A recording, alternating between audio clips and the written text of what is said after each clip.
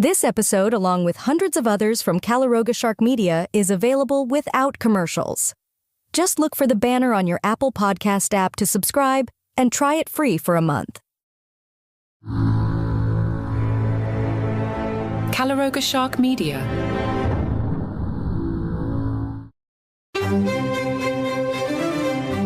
Hello and welcome to Palace Intrigue. I am your host, Mark Francis.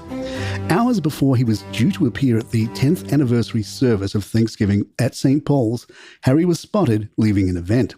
Harry waved and said hello to onlookers, holding a black folder under his arm. Harry was asked if he was happy to be home, to which he simply chuckled and dodged the question by saying, "Nice to see you." We'll take that as no. Royal expert Charlotte Griffiths claimed Harry made certain demands about who could be in the room for a meeting with the king and who couldn't. One wonders if the couldn't includes Camilla, the wicked stepmother. Royal expert Rupert Bell suggested to TalkTV maybe the king just feels like he's not ready, emotionally as well as anything else, to have even 30 minutes with his son. 30 minutes isn't really enough time to get beyond the small talk stage. What they really need is some honest-to-goodness father and son time. On Wednesday, Prince Harry made a poignant entrance into St. Paul's Cathedral adorned with 4 medals proudly displayed on his blazer, accompanied by another around his neck. His attire spoke volumes about his dedicated service and commitment to various causes.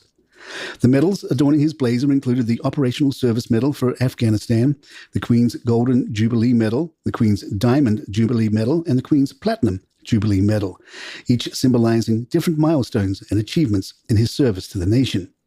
Around his neck, he wore a star, a distinguished emblem signifying his status as the Knight Commander of the Royal Victorian Order, the RVO, further highlighting his esteemed position within the royal hierarchy.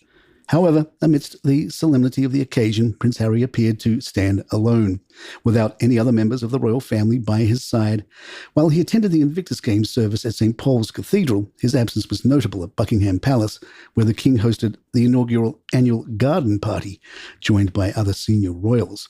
As he entered St. Paul's Cathedral, Prince Harry greeted the crowd with a warm smile and a wave, embodying the spirit of camaraderie and resilience that defines the Invictus Games. His presence at the event, where he was slated to deliver a reading alongside actor Damian Lewis, served as a poignant reminder of his ongoing commitment to serving those who have sacrificed for their country.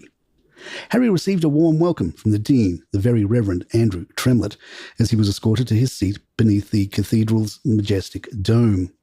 Taking his place beside his mentor, Mark Dyer, Prince Harry engaged in a brief exchange with his uncle, Earl Spencer.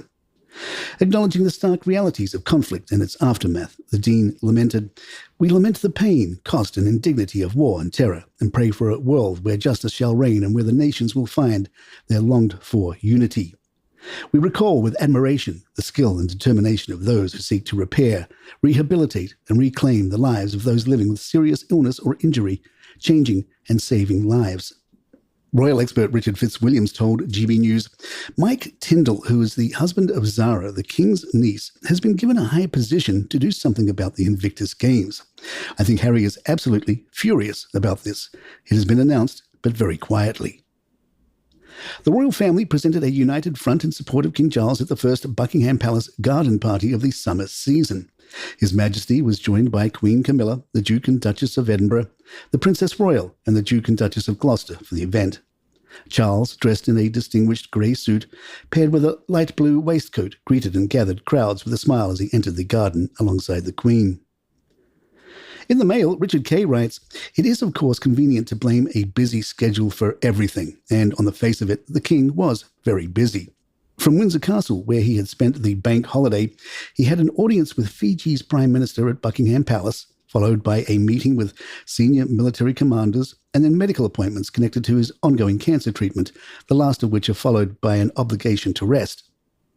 Wednesday presented more of the same, including a palace garden party and his regular weekly sit-down with PM Rishi Sunak.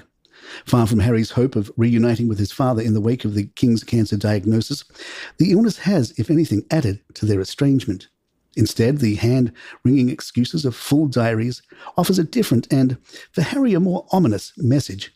unlike that dramatic flying visit in February, where the prince was granted a less than 30-minute meeting just after Charles' cancer diagnosis had been made public. The palace gates remained firmly closed. I understand that there had been no formal request from either the king or his son to schedule a meeting, for Harry also had a packed program from his overnight flight from Los Angeles. He was whisked to an event for the Invictus Games, his project for wounded and former armed forces personnel at Armoury House in East London. Although little more than 3 miles from Buckingham Palace, he might as well have been on a different continent as far as meeting his family was concerned.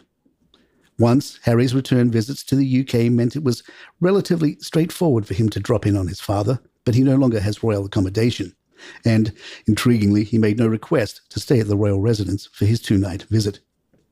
Next Monday, Charles will, amid a colourful ceremony, formally hand over the role of Colonel-in-Chief of the Army Air Corps to Prince William. Harry, of course, enjoyed a distinguished career with the combat aviation arm of the Army, serving with considerable bravery as a helicopter pilot in Afghanistan. This passing of the baton, however, speaks more eloquently of a united family. Increasingly, it is hard to see Harry ever again fitting in. Charles may have been too busy to meet with Harry, but Harry wants us to know that he's busy too, including dinner with pal Guy Monson. We're having dinner at his place later, so he'll definitely be there, Harry told a crowd. PR expert Jane Owen tells the Mirror she believes Harry's decision to share his plans was to send a message about his busy schedule. I would say that Harry is by now an expert on communication. He knows that every single thing he says will be picked apart by the media and the public, just like we are doing now. Therefore, it's definitely not an accident that his dinner plans were mentioned. I would guess that he wanted to send the message that he's busy and has plans and that they are to do with his work. It could be directed towards his father or Meghan to show his independence, or even just in general to indicate a productive, busy schedule to the world at large. As alluded to earlier, Buckingham Palace announced Prince William and his father would be sharing a joint engagement in the upcoming week. William will be bestowed with the distinguished title of Colonel-in-Chief of the Army Air Corps. Prior to Prince Harry's decision to step back from royal responsibilities 4 years ago, it was widely speculated that he would assume this prestigious role. Considering his deep connection with the regiment he had bravely served alongside during his time in Afghanistan until 2014. The timing of the announcement, however, raised eyebrows among royal observers. Timing is everything, remarked one insider. Another insider noted that the king's choice to pass on this cherished role to his eldest son, coupled with the apparent lack of a meeting with Prince Harry, is likely to be interpreted as a deliberate message.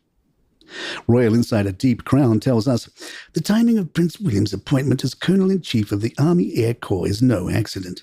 And as for the king being busy, he quipped, even I could secure 15 minutes with the king this week if His Majesty had wanted to make time for me.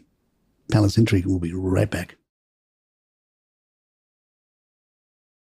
In Newsweek, Jack Royston writes, even the relatively sober Independent presented William's new title as a snub, and broadsheet The Times went with the headline, King favours William over Harry for Air Corps honour. The king will unveil a plaque relating to an Apache AH-MK1 that was in battle in Afghanistan in 2007, which is included in an exhibition of the Army Flying Museum. That is the very same year that Harry began his first tour of Afghanistan, and Charles and William will go on to pose together in front of an Apache.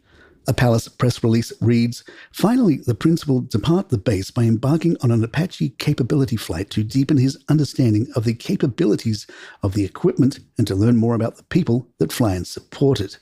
Of course, had Harry still been a working royal, there would have been no need to deepen his understanding of the capabilities of the equipment, as he was trained to operate the Apache in combat. Prince Harry is poised to reunite with Meghan in Nigeria today, where they will engage in discussions surrounding the Invictus Games. The couple's itinerary is expected to include a visit to Camp Wu Bassi, an army barracks in Abuja, where they will partake in a banquet alongside military officials. Accompanying the Sussex on this trip will be their extensive team, including Miranda Barbeau, who has recently been promoted to Vice President of Programs and Media Operations at Archwell. Drawing from her expertise, Barbeau is likely to play a pivotal role in orchestrating the logistics of the Nigeria tour and will probably join the couple during their engagements. And there you have it. If you'd like to email us, our address is thepalaceintrigue@gmail.com. Please follow us on Apple or Spotify or the app of your choice. Write us a review. Give us 5 stars if you like the show. And if you want to hear these shows and hundreds of others from Calaroga Shark Media commercial free, just look for that subscribe button on the Apple app. I'm Mark Francis. My thanks to John McDermott. This is Palace Intrigue and good times.